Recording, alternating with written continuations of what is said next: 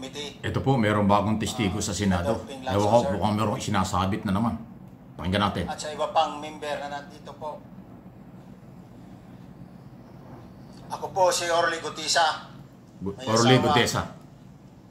Nasa tamang edad, Pilipino. Makatapos, makapanumpa na ngayon sa umiiral na batas ay nagsasaad at naglalahad ng gaya ng mga sumusunod. Mr. Ka Orly. Orly. Ako po ay lumabas upang magsalita sa isyu na ito. Bilang isang dating sundalo. Ayan ang dating sundalo. Inaalay ko ang aking buhay para sa ating bansa. Sa pagkakataong ito,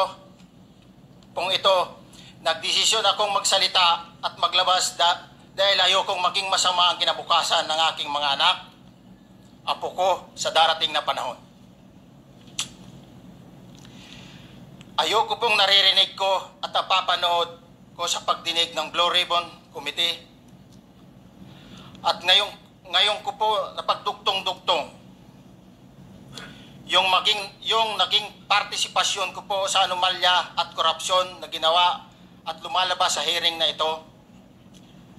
Yung palang pera na binubuhat namin at dinedeliver mula sa masamang gawain na nagdulot ng baha na ikinamatay ng tao at imbis na gamitin ang pera sa edukasyon, medikal at programa na mapunta lamang pala sa bulsa ng mga politiko.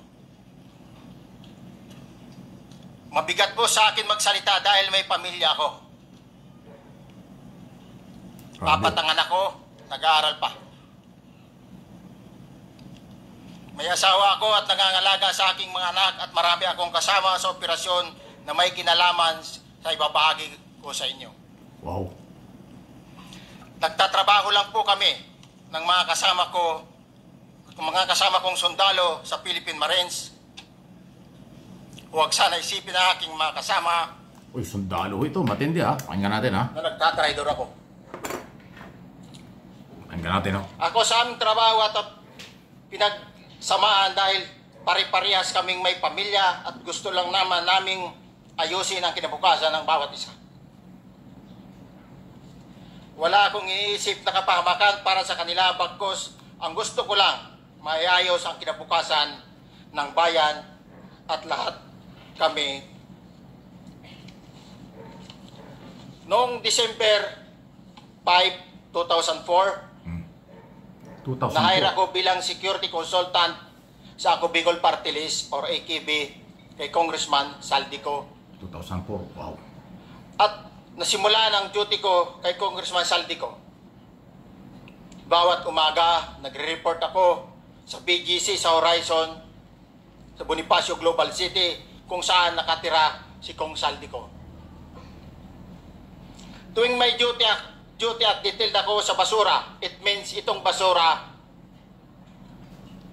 ito yung box ng pera na pinag-uusapan natin sa kasalukuyan. Mr. Gutesa, mag-stick ka lang sa binabasa mo. Huwag ka nang nag-a-adlib. Kung ano yung nandito, basahin mo lang. Yes, Your Honor. Tuwing may duty detail ako sa basura, pumupunta kami sa 28 Ladybug Corner, Dragonfly, Valle Verde 6, Pasig City. Tagabuhat lang ako ng malita ng basura. Ang ibig sabihin ng basura ay malita na may lamang pera. Wow. Ang bawat malita ay may lamang humigit kumulang 48 million pesos.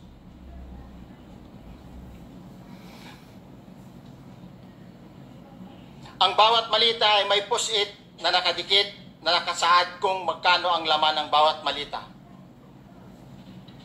Tuwing may duty detail sa basura, may pumupunta na tao na magdi-deliver ng basura at nire-receive ni John Paul Estrada at Mark Tiksay. Ang mga executive assistant ni Congressman Saldico at sila ang mga detail sa mga ganyang activities. Ang mga nangyayari kapag duty kami sa basura, kalimitang dinadala sa bahay ni Congressman Saldico sa Valle Verde 6 at tinatanggap naman ni Mark at ni Paul. Pagkatapos naming may baba ang nasabing basura, ipinapasok sa bahay ni Congressman Saldico sa Valley 36 at binibilang ni Mark at ni Paul. Alam ko na ang laman ng maleta ay pera sapagkat nakita ko si Paul na binuksan ang maleta at inilabas ang laman para bilangin.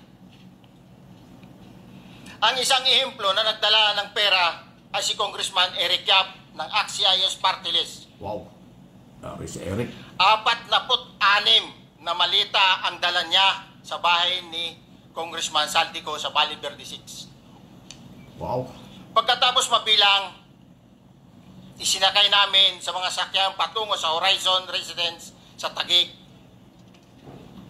At dumiretso kami sa basement upang may baba ang nasabing basura. Eric Yap, party list. CIS. Bago ibaba ang nasabing basura, ito, Merong napuputol sa binabasa mo eh. Huwag kang magmadali. Huwag kang magmadali. naputol na, Ulitin mo yung paragraph 20. Kaya, ulit ha. Sundalo po ito na putol na siya. bodyguard. Ha? Naputol. Ano nangyari? Saldico at saka Eric Yap daw ng CIS party list. Mukhang iba yung hawak-hawak ni Marcoleta ng statement kaysa sa hawak-hawak na nagbabasang testigo raw, Orly. Na sundalo, Marines. Wow. Dali, ayusin natin ho ito dahil katawa na kasi putol na daw yung kanyang statement. Bakit magkaiba? Pagkatapos, mabilang ang sinasakay namin sa mga sakyang patungo sa Horizon Residence, Taguig. Pagdating sa Horizon Residence, dumidiretso kami sa basement upang may baba ang nasabing basura at dalhin sa unit ni Pera ng Congressman bayan, Saldico basura ang tawag. sa 56th floor sa nasabing lugar kung saan siya nakatira. 56th floor, ang taas ng building. Bago ibaba ang nasabing basura, ito ay bawas na. Halimbawa, nag-akyat kami ng 46 na malita. Dami yun, no? Ibababa lamang namin ay 35 malita para i-deliver sa bahay ni House Speaker Martin Romualdez sa 42 McKinley Street. Yeah, sabit na si Speaker. Ang labing isang malita ay naiwan sa taas ng 56th floor sa Horizon Residence. Kumikit kumulang 3 beses ako mismo ang nag-deliver ng basura sa bahay ni Congressman Saldico, sa Horizon Residence at sa mga bahay ni Speaker Romualdez sa 42 McKinley Street, Taguig. McKinley, andun yung bahay talaga niya. Mas maraming pagkakataon na nagde-deliver kami ng basura sa bahay ni Speaker Romualdez Ayan na. at sa bahay ni Congressman Saldico